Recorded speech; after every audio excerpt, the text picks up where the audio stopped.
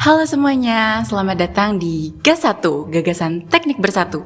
Hari ini terasa spesial banget ya, karena kita bersama calon pemimpin masa depan Fakultas Teknik Universitas Sriwijaya, nomor urut 1, Bang Hafiz dan Bang Aziz.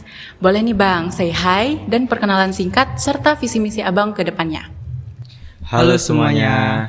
Sebelumnya saya izin memperkenalkan diri. Nama saya M. Hafiz Al-Hoiri Solvian dari Fakultas Teknik Universitas Sriwijaya, jurusan Teknik Mesin angkatan 2023. Dan di sini saya mencalonkan diri sebagai calon ketua BEM FT Unsri tahun 2026. Dan di sini bersama rekan saya. Oke, terima kasih Hafiz untuk kesempatannya. Halo semuanya, mohon izin melanjutkan. Perkenalkan, nama saya Muhammad Abdul Aziz Rum dari jurusan Teknik Pertambangan angkatan 2023 Fakultas Teknik Universitas Sriwijaya. Saya hadir di hadapan teman-teman semua sebagai calon wakil ketua umum BEM Fakultas Teknik Universitas Sriwijaya tahun 2026. Mungkin teman-teman di sini masih penasaran lah, apa sih visi yang misi yang bakal kami bawa pada pencalonan dari ketua BEM dan wakil ketua BEM FT Unsri tahun 2026 ini. Jadi untuk visi yang pertama itu, BEM FT Unsri sebagai motor penggerak dinamika perubahan nyata melalui semangat berdaya saing yang berkelanjutan serta berkolaboratif, inklusif, dan juga menuju mahasiswa unggul atau menuju mahasiswa Fakultas Teknik yang unggul. Nah, untuk mewujudkan visi tersebut, kami merumuskan 4 fokus utama yang berfokus pada kontribusi sosial, penguatan kolaborasi, dan pengembangan kapasitas dan kesiapan karir untuk mahasiswa teknik. Nah, dalam misi kami menyusun pertama BEM FT Unsri sebagai motor penggerak kontribusi sosial dan berkelanjutan yang berdampak nyata. Kemudian BEM FT Unsri sebagai garda perlindungan hak mahasiswa melalui advokasi yang responsif dan ruang aman yang etis, inklusif, serta berkeadilan. Dan BEM FT Unsri juga mewujudkan dinamika kolaboratifan antar elemen mahasiswa teknik untuk menciptakan lingkungan yang solid dan berdaya saing. Nah, untuk misi kami yang terakhir ini, yang keempat, BEM FT Unsri sebagai ruang pengembangan kapasitas, kompetensi, dan juga kesiapan karir untuk mahasiswa teknik yang unggul. Wah, jadi abang-abang nih udah siap belum buat dikepoin hari ini nih? Siap sih sebenarnya, malah ini jadi ruangan yang kami tunggu, dan biar bisa ngobrol juga dan nyampein gagasan ke teman-teman dari Fakultas Teknik Universitas Sriwijaya.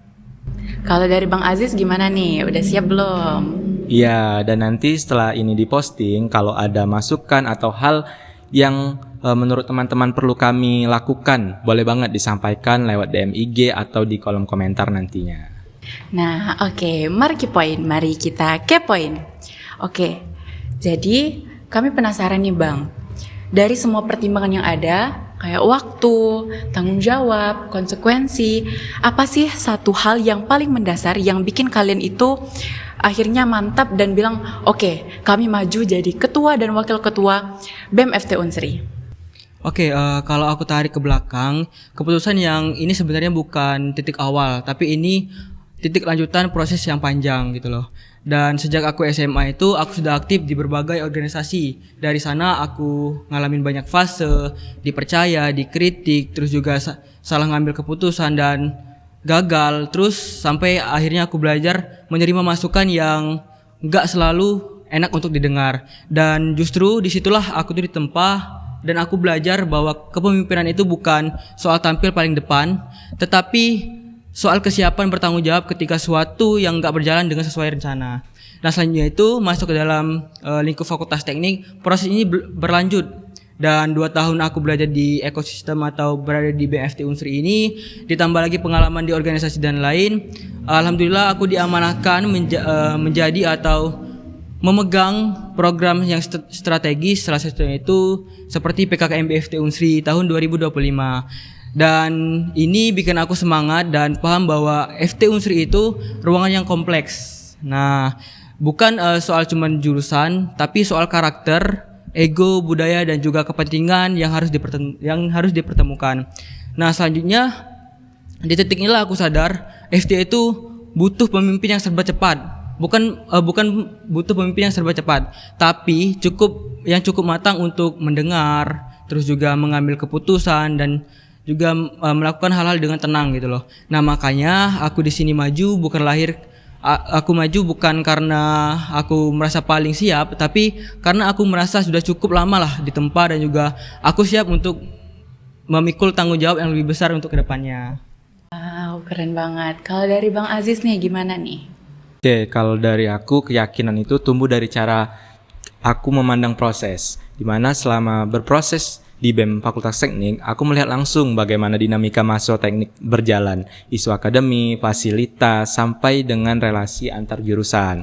Aku belajar bahwa banyak persoalan di Fakultas Teknik ini sebenarnya bukan soal niat, tapi soal komunikasi dan arah. Seringkali semua ingin yang terbaik, tapi nggak berada di meja yang sama.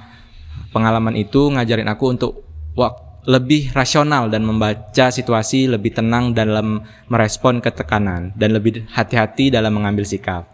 Aku juga belajar bahwa pemimpin bukan yang selalu punya jawaban, tapi yang bisa merangkum banyak sudut pandang jadi satu keputusan yang adil. Kenapa akhirnya aku memilih maju? Karena aku merasa kalau aku berhenti di posisi belajar tanpa ikut bertanggung jawab, justru proses itu jadi sia-sia. Nah, aku juga tidak mau aku maju itu karena aku percaya pengalaman yang aku dan Hafiz lalui dengan segala diskusinya, perbedaannya, dan dinamika di dalamnya adalah bekal untuk kami memimpin FT dengan kepala dingin dan arah yang jelas. Oke, nah kalau misalnya nih kalian dipercaya memimpin, satu hal apa sih yang pingin kalian ubah dari cara pandang BEM-FT terkait isu-isu yang ada di Fakultas Teknik agar BEM-FT selalu berguna dan relevan buat mahasiswa? Oke, kalau aku jujur, yang paling ingin aku ubah itu justru ke hal-hal yang selama ini kita anggap kecil. Contohnya itu ketika kita masuk kelas itu AC nyala tapi kondisi ruangan itu tetap panas, terus juga kita misalnya duduk di kursi itu tapi kursinya itu nggak layak, dan juga kita itu pindah ke lab yang sering error lah dari mesin-mesinnya dan yang lain-lain, dan kondisinya itu nggak optimal tapi tetap dipakai seolah-olah kita itu nggak ada pilihan lain. Nah, selanjutnya itu masalahnya lama-lama kita ini jadi terbiasa beradaptasi dengan ketidaknyamanan, bukan fokus beradaptasi dengan ilmu. Padahal lingkungan belajar itu bukan sekedar fasilitas saja, tapi itulah pondasi dari kualitas pendidikan itu sendiri. Nah, selanjutnya kalau pondasinya rapuh, kita itu mengorbankan bukan cuma kenyamanan tapi juga berpotensi atau potensi belajar mahasiswa gitu loh. Ya, dan dari situlah kelihatan bahwa itu satu hal yang penting. Sebenarnya mahasiswa tuh punya banyak hal untuk disampaikan, bukan cuma keluhan, tapi pengalaman dan gagasan. Sayangnya selama ini suara itu sering berhenti di proses atau diwakilkan, dirangkum, difilter. Niatnya baik, tapi ada rasa yang nggak selalu sampai dengan utuh. Padahal banyak mahasiswa yang ingin berbicara sendiri dengan didengar langsung tanpa harus muter-muter atau merasa suaranya dititipkan ke orang lain. Nah, makanya cara pandang yang ingin kami ubah itu, posisi BEM ini sendiri, BEM bukan menara yang berbicara atas nama semua orang, tapi jembatan yang membuka akses. Oh ya, kita juga punya proker unggulan yang namanya itu akses katalis. Nah, kita ingin menghadirkan ruangan yang betul-betul terbuka dan juga accessible dan juga aman di mana-mana atau aman di mahasiswa untuk berinteraksi langsung. Nah, dengan adanya dekanat, berdialog, menyampaikan apa yang mereka rasakan tentang kelas, lab, ketidaknyamanan atau hal-hal isu lainnya itu, disitulah pentingnya kita bukan cuman solusi teknis tapi rasa didengar, karena kita itu mahasiswa bisa menyampaikan sendiri secara langsung. Mereka itu lega dan juga secara institusional kampus itu dapat gambaran yang jauh lebih jujur ke depannya. Dan kepemimpinan menurut kami itu nggak berhenti di forum, justru setelahnya itu yang paling krusial. Tugas Badan Eksekutif Mahasiswa adalah menjaga keberlanjutan memberi update ke mahasiswa secara transparan. Mana yang sudah dibahas, mana yang sedang diproses, dan mana yang sudah ditindaklanjuti. Biar mahasiswa tahu suaranya nggak berhenti di ruangan diskusi, tapi benar-benar bergerak, dan dari situ kepercayaan tumbuh. Dan ketika kepercayaannya ada, kolaborasi antar mahasiswa dan fakultas jadi mungkin, dan itu cara pandang Badan Eksekutif Mahasiswa Fakultas Teknik yang akan kami bawa. Wow, keren banget. Nah, Tapi di FT ini kan sering banget nih kita dengar kalimat namanya juga anak teknik harus kuat dong. Tapi di sisi lain banyak yang capek, jenuh, dan ngerasa sendirian. Menurut kalian ini beneran budaya yang perlu dipertahankan atau justru alasan supaya masalah-masalah kecil dibiarkan terus? Menurut aku atau menurut pandangan aku, anak teknik itu memang harus kuat. Itu sebenarnya bukan hal yang salah sih. Justru itu menjadi pondasi kita buat ngejalanin perkuliahan di teknik ini. Karena yang kita tahu faktanya emang berat kuliah di teknik ini. Dan tapi gini, yang sering jadi masalah itu bukan nilai kuatnya, tapi cara kita pakai kalimat itu. Kuat itu harus bukan berarti harus tahan ujian secara intelektual dan juga mental. Dan kuat ngerjain soal yang butuh penelaran yang ekstra gitu loh. Dan kuat itu atau kuat untuk memahami teori yang juga dibutuhkan penalaran dan juga kuat praktikum, kuat ngerjain laporan dan lain-lain. Tapi bukan kuat dalam artian nerima capek yang sebenarnya itu nggak perlu. Nah, capek karena jadwal yang suka mendadak, capek yang mendapat info yang jadwal berubah-ubah, dan capek karena fasilitas yang belum siap tapi dipaksakan untuk jalan terus gitu loh. Nah, terus ujung-ujungnya bilang ya namanya juga anak teknik ya harus kuat. Nah, jadi kalau itu terus jadi dinormalisasikan lama-lama yang kita latih itu bukan ketangguhan hati, tapi atau kebiasaan kita buat diem. Dan menurut aku teknik itu kuat bukan yang paling banyak nahan, tapi yang paling pintar untuk mengatur tekanannya. Dan selanjutnya itu peran BEM menurut kami jelas sebagai atau BEM itu harus berani bilang ini adalah tantangan teknik dan ini terima gitu loh. Dan harus juga bilang berani bahwa ini salah dan ini sudah kebablasan, ayo kita benahi. Nah, selanjutnya itu mana yang memang tantangan akademik yang kita hadapi, tapi mana yang sudah nggak masuk akal dan juga itu harus kita beresin. Siapa yang ditempa itu supaya yang ditempa itu kualitasnya mahasiswanya bukan kesabarannya gitu loh. Itu menurut pandangan aku. Iya benar, dan masalah di Fakultas Teknik juga jarang meledak sekaligus. Yang bikin mahasiswa jenuh itu akumulasi hal-hal kecil yang diberikan karena dianggap sepele, dan justru disitulah bahwa bahayanya, karena yang kecil tapi terus menerus itu yang akan secara pelan-pelan mengikis. Kalau polanya sudah kelihatan, tugas Badan Eksekutif Mahasiswa Fakultas Teknik itu bukan sekedar hanya menyampaikan apa yang sekiranya beban yang sudah ada nggak relevan tadi, tapi melaksanakan evaluasi terjadi dengan tindakan juga keberanian dan transparansi data tadi. Dan kalau belum bisa diubah, mahasiswa wajib dapat penjelasan yang jujur, bukan disuruh kuat tanpa tahu alasannya. Intinya ya tugas BEM-FT itu mengawal terus lah. Betul yang disampaikan oleh rekan saya tadi, budaya kuat itu tetap harus kita jaga, tapi yang harus kita jaga ya dan kita hentikan itu adalah budaya diam. Teknik itu boleh keras, tapi teknik itu tidak boleh menutup mata gitu loh. Wow, keren banget. Nah, kalau misalnya kita tarik ke isu yang lebih luas nih Bang, seperti politik di Indonesia. Banyak anak teknik yang langsung skip dan gak tertarik begitu aja. Menurut kalian berdua, kenapa politik terasa sejauh itu buat mahasiswa teknik? Dan apakah BEM punya tanggung jawab untuk jadi jembatan supaya isu-isu tersebut lebih relevan dan dekat dengan mahasiswa? Oke, mungkin aku izin jawab. Jadi kita bahas dari BEM dulu. BEM itu BEM itu adalah pergerakan dari mahasiswa untuk mahasiswa dengan memperjuangkan hak mahasiswa dan juga rakyat Indonesia. Nah, selanjutnya bicara soal relevansi BEM terhadap isu politik itu memang ada sedikit benarnya. Dan yang sudah kita tahu, BEM Fakultas Teknik itu atau Fakultas Teknik itu sedikit kurang pedulilah akan politik. Dan kenapanya bisa dibilang itu bukan karena mahasiswa FT itu terlihat tidak peduli dan apatis, tapi karena mereka itu merasa politik ini jauh dari dunia yang mereka pelajari selama ini. Dan kita sibuk sama hitung-hitungan, alat proyek, terus juga target. Tapi sementara politik yang kita anggap itu ya urusan dari anak-anak fakultas yang bersangkutan gitu loh. Itu sih.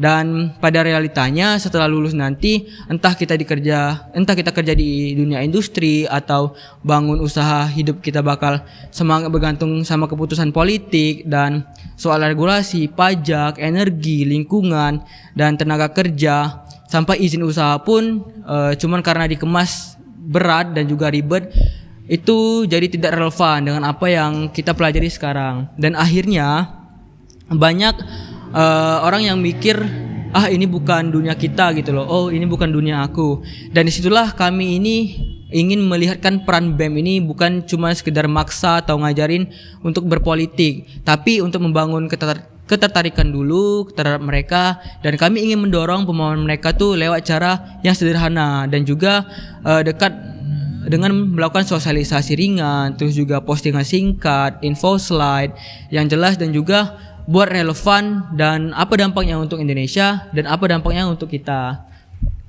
Nah, kenapa kita harus memahami atau perlu memahami ini? Jadi mahasiswa FT itu tertarik dulu untuk membaca, bukan langsung skip karena merasa ini pembahasan yang lumayan berat, ini pembahasan yang kayak kita itu nanti aja dibahasnya gitu loh. Mungkin itu perjawaban dari aku. Dan ini juga yang selalu kami jaga. Kami telah sering bahas hal ini bareng-bareng lah khususnya. Menurut kami, relevansi itu penting, tapi jangan sampai cara kita bikin isu jadi relevan, malah bikin cara pandang kita menjadi sempit. Soalnya bahaya juga kalau mahasiswa teknik cuma peduli sama hal-hal yang langsung kena dirinya sendiri. Ya berarti kelihatannya aja sadar, tapi sebenarnya kita lagi membangun bentuk apatis yang kita buat sendiri. Makanya pendekatan kami itu bukan cuma ini dampaknya ke kamu, tapi juga ini dampaknya ke orang lain, ke masyarakat, ke lingkungan. Dan kenapa itu tetap jadi urusan kita sebagai anak teknik? Karena pada akhirnya kan insinyur itu bukan cuman soal ngitung dan ngerancang, tapi memang orang yang bertanggung jawab, kebijakan energi, misalnya bukan cuma soal tarif atau industri, tapi soal siapa masyarakat aja yang boleh punya akses. Isu lingkungan bukan sekedar regulasi, tapi soal siapa yang paling terdampak, apa dampak ke kita, apa dampak juga ke nelayan misalnya, tenaga kerja juga bukan cuman tentang kita nanti kerja di mana, tapi soal keadilan dan keselamatan banyak orang. Nah, jadi yang ingin kami bangun itu bukan kepedulian yang reaktif, tapi kesadaran yang utuh, kesadaran bahwa apa yang kita pelajari hari ini punya dampak ke sistem yang lebih besar. Dan di situ peran Badan Eksekutif Mahasiswa Fakultas Teknik menurut kami sangat amat jelas. Ya, itu mengajak mahasiswa berpikir soal analisis sebab akibat dan tindakan. Anak teknik pasti familiar dengan alur berpikir seperti itu. Nah, betul banget yang dibilangin Ajis tadi. Jadi supaya kita itu ketika suatu hari ada ajakan buat bersuara atau bergerak atau diharuskan untuk bertemu di persimpangan jalan, itu bukan karena ikut-ikutan, tapi atau juga tekanan, tapi itu karena kesadaran dari kolektif, dari pribadi masing-masing. Dan partisipasi itu lahir dari paham, bukan dari cuman kayak ngeramein aja gitu loh. Dan di sini buat kami BMFT itu memang bukan tugas yang bikin mahasiswa teknik itu jadi politisi langsung. Tapi di sini kami memastikan bahwa mahasiswa Fakultas Teknik ini melek atas realitas dan juga dampak akan sadar dari siap menghadapi dunia setelah kampus, dan juga bukan soal teknis belaka, tapi juga secara sosial gitu loh. Wah, setuju banget. Nah, teknik itu kan terkenal nih Bang sama kesulitannya. Tapi terkadang di realitanya itu masih kerasa ada sekat antar jurusan. Banyak yang lebih ngerasa aku anak jurusanku, bukan aku anak teknik. Nah, kenapa jarak ini bisa terjadi dan peran apa yang sebenarnya harus diambil BMFT biar teknik ini beneran jadi satu? Oke, kalau ngomongin FT lagi ya, menurut aku satu hal yang perlu kita luruskan dulu itu rasa anak jurusan itu bukan masalah. Justru itu kekuatan. Nah, setiap jurusan itu punya karakter dan punya jalan dan pride-nya masing-masing. Dan menurut aku itu wajar dan bahkan sehat. Yang jadi soal itu tuh bukan karena kita beda pendapat, tapi karena kita selama ini berbeda jalan, atau jalan itu sendiri-sendiri gitu loh. Dan makanya yang sering kerasa itu bukan kami beda tapi kami itu satu gitu loh, FT. Tapi ya aku urus jurusan aku, kamu urus jurusan kamu gitu loh. Dan bukan aku pribadi, tapi disinilah peran BEM harusnya masuk, bukan buat bukan nyatuin paksa, tapi nyiapin ruang biar karakter-karakter itu bisa ketemu dan kerja bareng gitu loh. Iya, dan kalau ruang itu enggak sengaja dibikin ya wajar aja kalau menurut kami solidaritasnya itu enggak kebentuk. Karena rasa kebersamaan itu enggak muncul dari jargon tapi dari pengalaman bareng. Nah, makanya di sini langkah yang paling awal itu sebenarnya simple. Deketin dulu sama himpunannya, BEM dan juga BEM FT Unsri itu harus kenal dulu karakter setiap jurusan. Cara mereka bergerak itu kayak gimana, dan juga cara ngobrol dengan mereka itu gimana, dan cara mereka ngambil keputusan itu gimana. Dan karena jujur aja kalau kita nggak paham karakter kolaborasi itu ujung-ujungnya cuma formalitas saja. Kalau kita bisa baca karakternya, udah kebaca, dan juga baru bisa kita gabungin, bukan diseragamkan tapi dikombinasikan gitu loh ke depannya. Oke. Nah, jadi benar apa yang disampaikan oleh rekan Hafiz tadi, dan kolaborasi yang kami maksudkan itu bukan sekedar cuma rapat-rapat doang, tapi memang proyek bareng yang jelas, yang semua jurusan punya peran, kayak engineering expo di Matador atau kegiatan fakultas lain yang memang dikerjain bareng lintas jurusan. Nah, di situ pride jurusan itu enggak hilang, justru kepake.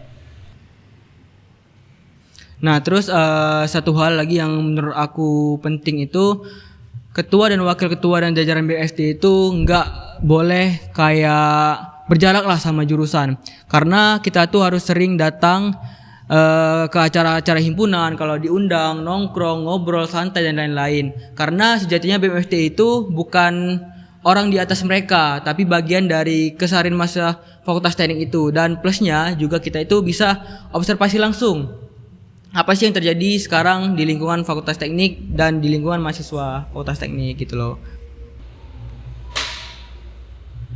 Dan yang kami omongin tuh bukan sekedar konsep aja ya, dan juga ada yang udah terbukti di mana di periode sebelumnya, ya misal Matador. Di Matador kemarin itu contoh paling nyata yang mana perdananya berbarengan bersama PKKMB FT Unsri dan juga Hafiz sebagai ketua pelaksananya. Hasilnya ya kelihatan. Setelah itu gap antar jurusan turun cukup signifikan. Ya memang nggak langsung 100% turun angka gapnya, tapi jika semakin sering dilibatkan, semakin cair, dan angka dari gap itu kami percaya akan semakin menurun juga dengan signifikan. Oke, jadi buat kami Teknik Bersatu itu bukan satu slogan. Itu soal gimana kita mempertemukan perbedaan dan dipertemukan dalam suatu forum, tapi bukan disatukan juga secara paksa. Dan selama ruang kolaborasi itu tetap dijaga, rasa kita itu satu FT1 dan juga FT itu satu, tumbuhlah dengan sendirinya bahwa kita itu memang benar-benar teknik bersatu gitu loh. Oke, jadi karena kita udah bahas banyak hal nih, jadi aku mau tutup dengan satu hal terakhir, yaitu closing statement. Nah, boleh nih untuk Bang Hafiz dan Bang Aziz untuk menyampaikan closing statementnya. Oke, kalau menurut aku menarik sih satu garis, dan dari semua yang kita bahas tadi hari ini, aku ngelihat Fakultas Teknik ini sebagai ruang yang sangat kaya tapi juga menantang lah ke depannya. Karena kayak di dalamnya itu banyak sekali disiplin ilmu, banyak cara berpikir, dan juga banyak budaya dan akademik dan lainnya. Dan semua itu terwujud dalam jurusan-jurusan yang punya identitas kuat gitu loh. Dan perbedaan ini bukan seperti anomali, ini adalah seperti kodrat akademik lah, bisa dibilang, yang menentukan arah BMFT ini atau arah FT ini. Bukan apa yang kita bedakan, tapi apa perbedaan itu yang bisa kita buat berjalan dengan bisa dibilang dengan satu misi yang sama gitu loh. Dan teknik bersatu itu buat aku adalah suatu upaya sadar untuk menjaga irama itu agar jurusan tetap tumbuh, dan juga kebanggaannya dan agar mahasiswa teknik itu kritis dalam berani bersuara gitu loh. Dan yang terakhir, agar fakultas teknik ini melangkah dengan arah yang jelas dan adil. Disitulah kekuatan FT itu bukan lahir dari dominasi satu pihak, tapi dari kematangan mengelola keberagaman itu sendiri. Dan di tengah kompleksitas itu, kepemimpinanlah yang paling diuji. Bukan diuji dari seberapa cepat bicara, tapi dari seberapa mampu mendengar. BEM Fakultas Teknik harus hadir sebagai penghubung, bukan sekedar struktur, tapi simpul yang menjaga agar dialog tetap hidup. Dan kolaborasi tetap berjalan. Ketika ruang itu konsisten dijaga, perbedaan tidak lagi menciptakan jarak, melainkan perspektif, dan perspektif itulah keputusan yang lebih bijak bisa lahir. Lanjut. Oke, terima kasih kepada Bang Hafiz dan Bang Aziz serta teman-teman yang sudah menonton. Nah, jadi beragam disiplin, berbeda cara berpikir tapi tetap satu tujuan. Itulah teknik bersatu. Saya Dia Hora Zafira pamit undur diri. Ini GAS 1, Gagasan Teknik Bersatu. Sampai jumpa.